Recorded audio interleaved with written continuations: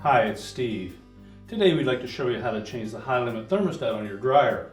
It's a really easy job. Let me show you how we do it. Now the high limit thermostat on this model is located just above the heating element at the rear of the drum. It's held in place with 2 1/4-inch hex head screws under this mounting bracket. Now before we remove the screws, we'll first of all take the wires off of the terminals. So grasp the terminal end of the wire and pull them off. And if they're on there really snug, take a pair of needle nose pliers. Again, we'll grasp the terminal itself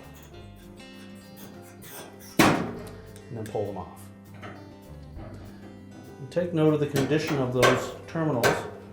If they show any signs of arcing or corrosion, you will need to replace the terminals as well.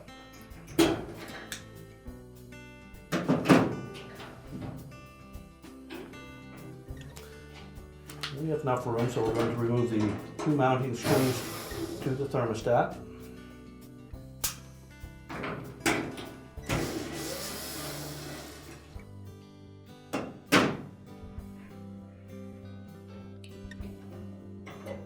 Then lift the thermostat out of the housing. You can discard the old one.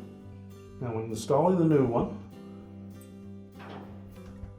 we suggest that you put the terminals on first. Make sure they're on nice and snug. If they're the least bit loose, take the needle nose pliers and just crimp that terminal.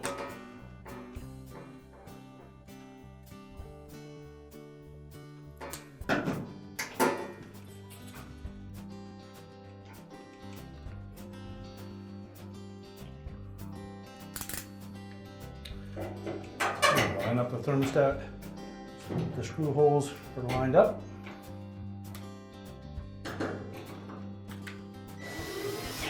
And secure it with both screws.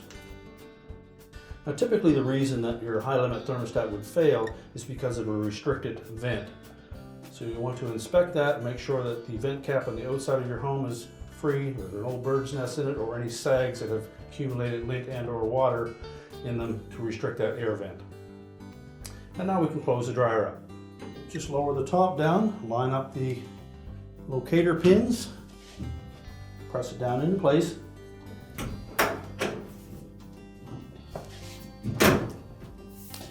Make sure it latches on both sides. We're now ready to push the dryer back into position, reconnect the power, and our repair is complete.